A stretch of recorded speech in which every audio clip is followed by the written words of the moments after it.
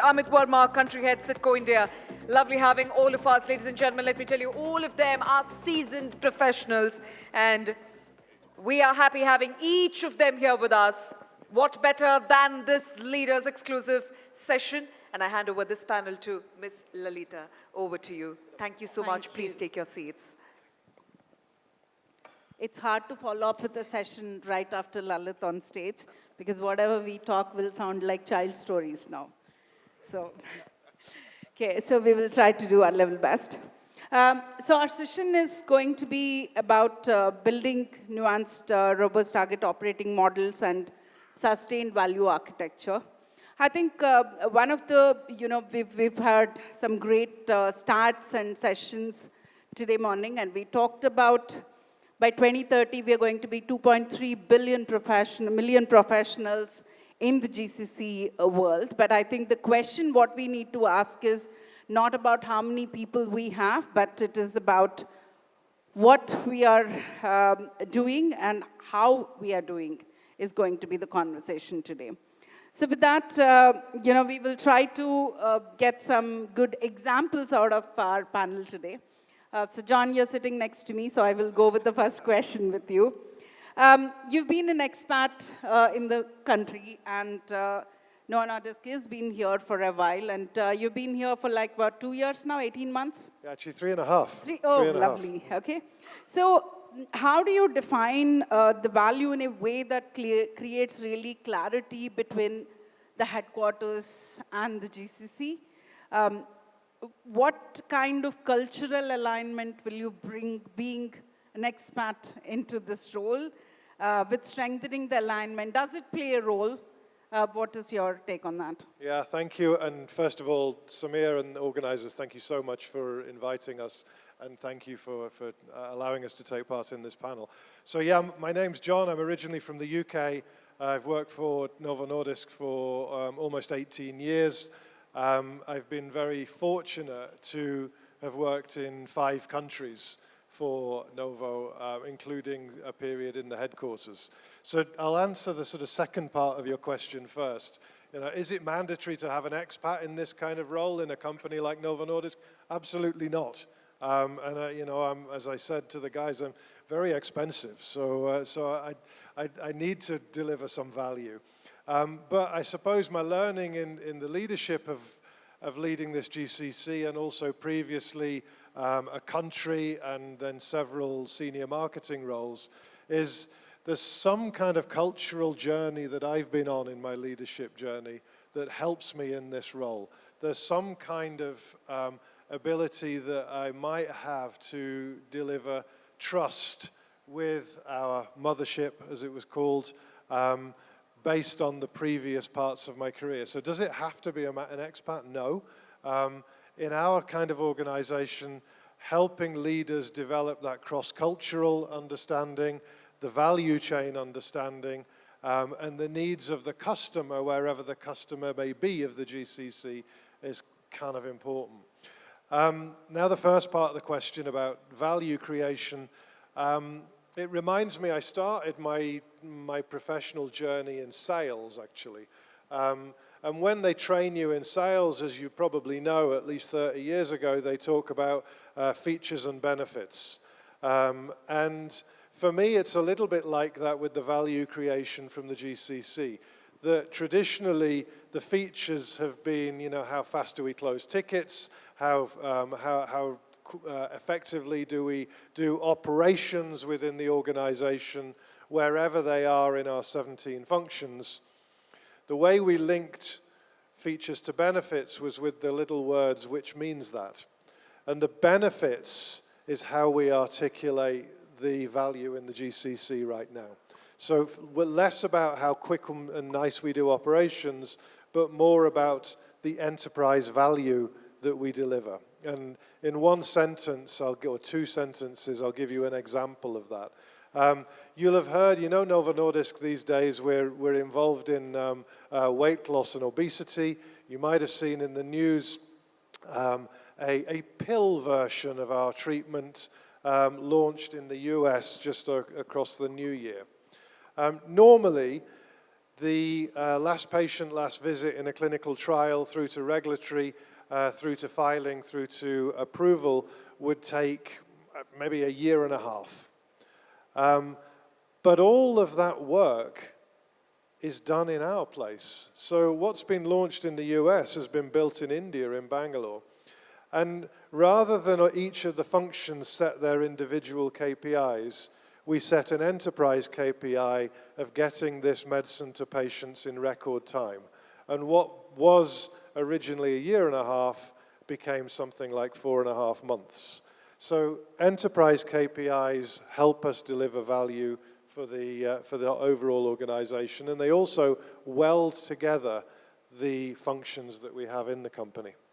I think that's a fantastic example of how we are able to cut down the time frames with the use of global teams.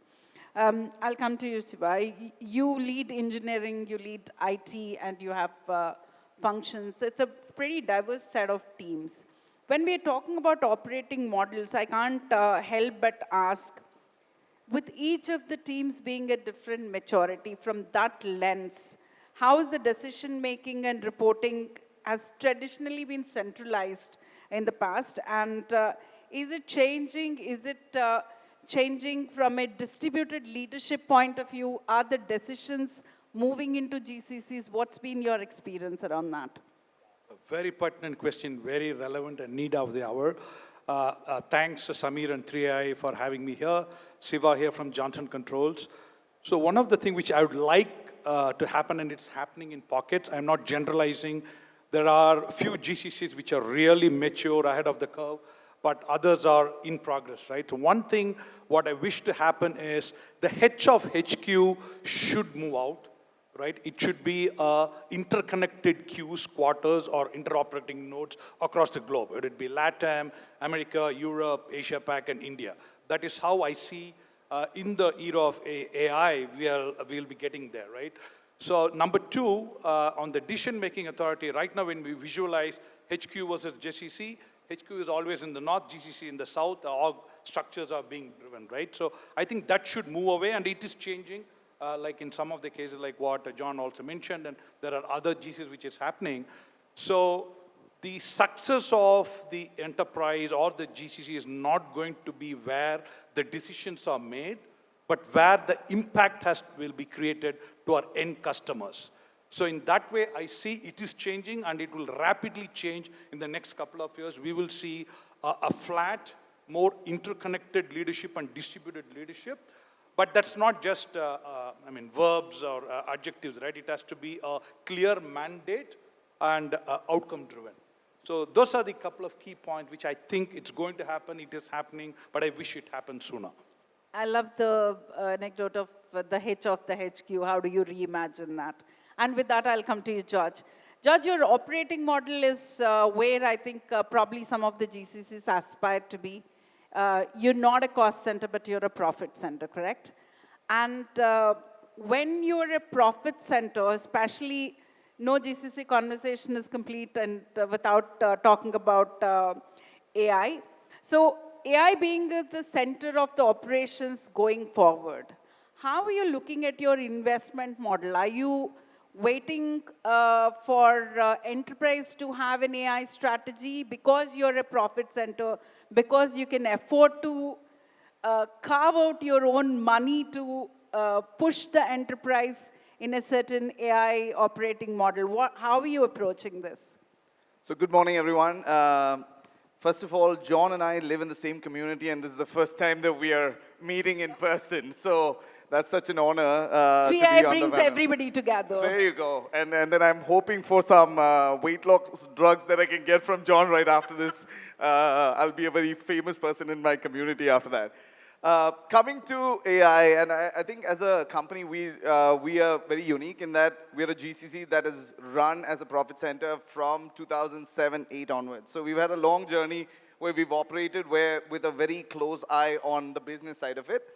And so when we've switched over to adding AI as part of our journey, I mean, of course, the first thing was, how is that going to affect our profits? Because some of these investments are heavy in terms of what we had to do. But the one thing that we've done historically is that anytime a new technology shows up, we spend the time to go and test the waters out with it, identify what we consider as value out of it, and then put it where we see value. Simple example would be RPA. A few years ago, RPA was a buzzword. Everybody wanted to be on RPA. And so we did the same journey and we went through it. We realized that for RPA to be successful, we needed to save, a single bot had to save 2 FTs at a minimum from an India standpoint. If it was globally, it was 1 FT for 1 RPA bot. And we realized that it didn't do it all the time. So we basically identified areas where it could do it, and then we applied it. Similarly, now with GenAI, maybe a year and a half ago, we started our journey. And now we know the capability of GenAI. And what it's done for us is that we've realized that the impact is significant. All your previous math that you had in terms of what you could improve in terms of productivity numbers are out of the window. We've had a specific project, and it's a large-scale project that we've run, where the impact is we probably need only 10% of the workforce that we were using for that work. And the interesting thing is, it's not a small team of 10 people. It's a team of 600 people. And now I need, give or take, 100 people to do that work. So we truly believe that the impact is heavy, but at the same time, there's a journey that everybody will go through. You need a certain level of maturity in your understanding of the business to be successful with it. But I think we heard Lalitha this morning speak about the fact that, hey, the next frontier is AI and it'll end with AI. So we see that coming, but we have to be prepared for it. I think what I hear you say is it is not just about creating the capabilities, but we also have to pay enough attention to prioritization and where exactly it is applicable. That's what I hear you say. Wonderful, thanks. Amit, I'll come to you. In a very regulated environment like financial services, your organization has 35% of the headcount in India, global headcount in India. Given that kind of a thing, how do you define value in a way that creates really clarity between the GCC, in terms of alignment, essentially? Is it any different when you have a lion's share, a good percentage of it? Does this change the alignment in terms of between different teams, with different? Is it still going to be distributed, or is it more centralized? Look, first of all, thanks for having me. And just a context, Citco, I represent Citco, and Citco is into alternative asset administration. We are a financial institution, And coming to your question, yes, we are 1/3 of the firm sitting in India and doing most of the work that we do operationally. But again, alignment-wise, it has to be kind of like, centralized at some point of time, because ultimately deliverables are always going to be from the front, right? It has to be. And while I like that idea about H getting out of the HQ, somewhere I find it slightly paradoxical also. All along, we talk about, in GCC, we talk about global verticalization, right? You want your teams to be part of the global team so that they are not alienated. If you put it only India-specific, location-specific, then it becomes, right, you feel isolated, you feel like they are getting treated like a vendor and not exactly as part of the institution. But then we vertically align them and make part of the global team, and then we talk about how diverse it is, why it is siloed, how can we actually integrate it together in GCC. So there has to be balance somewhere, and we have to understand that while, like, you can do the deliveries the way you want, you will be having a line percentage, but client relationship-wise, those all are still being held at the local offices level, mostly the countries where the contracts have happened. And regulatorily also, we are kind of very much siloed, right? Like, regulator defines what we as financial institutions can deliver from here, what all we can do and what all we can't do. So there has to be balance somewhere in between. Whatever you can do here, you do here. Whatever you can't, you move it there. I will say globally siloed, but horizontally integrated. Horizontally integrated, that's very true. Wonderful, thank you. So I'll just come to the next segment in terms of the sustained value transformation and other stuff. So the first question I'll ask you, Shiva, in terms of as AI becomes the core driver in the value chains, how are you integrating into your long-term strategy, and what role does data play in helping you to achieve the goals? Yeah, like previous speakers, I just came back from India AI Impact Summit. So there was a notion of a cherry on top of the cake. Some of the sales guys come and do that, right? I think AI will become and has to become the operating core. We are not just looking at the focusing on the cherry, but we are actually looking at how do we rebake the cake with cherry flavor embedded, right? So that is the shift we are looking at. So that's number one. Number two, I think GCC are in a very well poised and a good position to do the hard and non-glamorous work of establishing the data foundation, right? So if AI is the engine, data is the fuel. There are several phrases about it, but it is very, very important globally to have a hold on the data. I'm sure banking and insurance will be much more advanced curve, but manufacturing like us, we also look at some of the operational real-time time series data, which is going to be extremely difficult. So we have to play from a GCC perspective, not wait for permission or approvals, but take the baton on the hand, establish the data foundation so that the AI becomes better or all the outcomes. And the third important criteria is, I'm sure AI will come in, AGI will come in, a lot of tasks will be automated, etc. Then what will the human beings do, human in the lead, like what Julie and Lalitha was mentioning.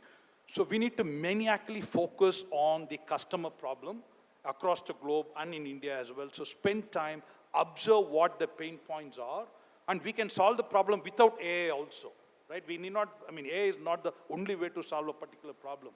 I think as long as we're able to discern to that extent, I think we should be able to get there. I think it's all about the problem-solving mindset. Irrespective, the tools will come and the tools will go. But at GCC, I think building the transformation and mindset is more important for problem-solving. So I'll come to you, John. You know, morning we've heard Lalit talk about all the new GCCs that is setting up, can hit the ground running faster and other stuff. But as an organization that is running long, and with a fixed set of mindset, large teams, how do you continue to create value and remain relevant, nimble, and agile with the disruptive times? Yeah, thank you. Yeah, our GCC started 2008, and we scaled to just a little north of 4,000 people, but in a very long period of time. I think the answer to the question is actually just as you were saying, you know. We start our journey, of course, thinking, well, we deliver skills and scale and savings to an extent. The scale, because of agentic, starts to remove itself, but the skills remain.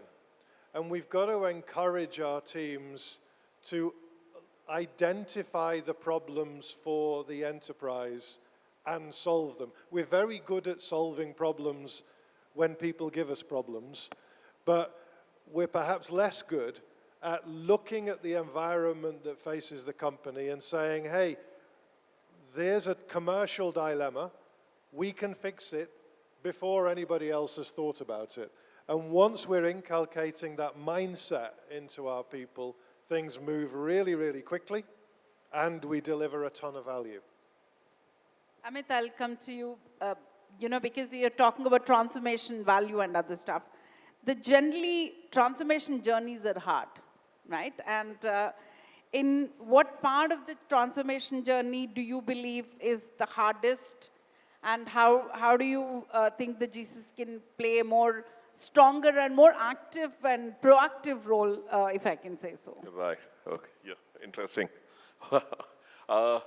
I think it's about the program adoption level. Like when it comes to the adoption, that's where the challenges are most, and that's what we should be managing more proactively, the change management part of it.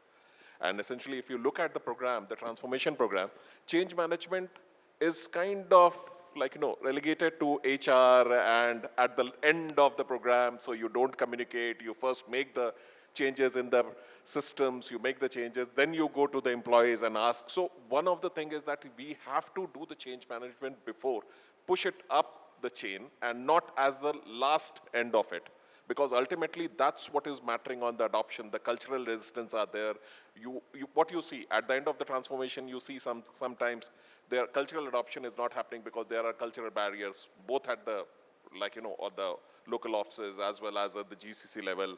There are people who are having challenges around Siloed innovations are happening in their own silos. Every division is doing their own stuff. So to counter all that, it's easier if you communicate much before, right? We start from the top. First, we communicate to the people, get the buy-in, and then do the change. So that's the easier one to do it. As a GCC, I believe, like, you know, one of the things that we always want, or rather say, is that we are mini enterprises. So why don't we act as mini enterprises in the transformation? I would say as the GCC, the first thing we should do is to offer ourselves to do the POCs, right? Because we are mini enterprises, we have most of the business sitting together. One of the best thing will be to do the POC. Another thing on the communication part of it also, right? And that kind of can help very easily for us to get that all integrated and worked, okay. Yeah, can't I agree have the clock more. sitting Yeah, here, we yeah. have a few minutes. Yeah, sure, I'll come thank with you. the last question to you, Judge. Judge, you talked about, you know, essentially the market studies say 74% of the companies struggle to achieve the scale value from AI initiatives. In your previous answer, you addressed some part of it wherein you said RPA, you had a very clear measurement, one bot should be able to replace 2 people. What kind of measurements are you looking at when it comes to AI adoption, and how are you measuring the value of the AI adoption? So I'm part of that 26%, and I'm glad that we are part of that 26% that has been successful with AI adoption. I look at it this way, especially from adoption of a new technology, right? There is a certain journey that is going to happen before you really see the full value of that change. And I go back to 1995, where I remember walking into a friend's house. His brother basically tried to dial into a dial-up connection of internet, and then he typed nba.com. We waited for 5 minutes while this thing loaded up. And that was my experience with internet. 5 years later, you've had 2000 show up, and then you heard about Amazon and e-commerce, and then you see, I mean, today if you want to get your family together, just switch off the Wi-Fi. I mean, everybody shows up to the living room, you know. So you are in that first 1995 stage today, like where internet or AI has just started off. We heard about, or Gen AI only in the last maybe 2 years. I mean, what is it? November 2022 with OpenAI is when we've even heard about it. So we are in that very, very early stage of it. But what we are seeing is that in this very short period of time, every one of us is talking about it. And anytime you have a technology that everybody talks about, unlike blockchain or unlike things that are much more esoteric, you tend to find that adoption becomes much more easier, and you tend to find that over time, the products and the services that you're going to see is going to be expansive. So from that perspective, at this point of time, it's still very outcome driven for us. We look to see what we're going to spend versus what we're going to get. But I see the future as being, it's going to radically change some of the industries altogether. You've already heard about, I mean, Anthropic's plugin that came in, and all of a sudden, all the Reuters of the world have started to get shaken up a little bit. Yeah. You're going to see things like that happen in the near term. We've just scratched the surface. Now, being in the 20% club, you're going to have a lot of follow-up lessons learned from the audience later. We have 2 minutes, so I don't want to lose 2 minutes. So I'm just going to ask you rapid-fire questions. Fastest finger first, anybody can answer, What is one cultural trait that will help GCT to stay strong in future? What is that? One cultural trait. Change management, Okay. willingness to take on new frontiers. Chief AI Officer, an essential role or just another corporate title? Me? Anybody It's can another answer. corporate title. It's not about chief AI officer or AI officer. It's about how do we establish the guardrails, be responsible in what we offer to solve the community problem, the planet problem, the customer problem. What is one biggest misconception about AI in GCCs today? AI is the only solution for all the problems. Very well done. With that, thank you so much, everybody. And I'm sure audience got some lovely lessons learned. Thank you. Thank you so much to our speakers. While I retain all of you with us on stage, I'd now like to invite on stage the co-founder and CTO 3AI, Nandakumar, who's fondly called us NK, for a token of love and memento to be handed over to our moderator and to our speakers on stage. Ladies and gentlemen, a big hand, please.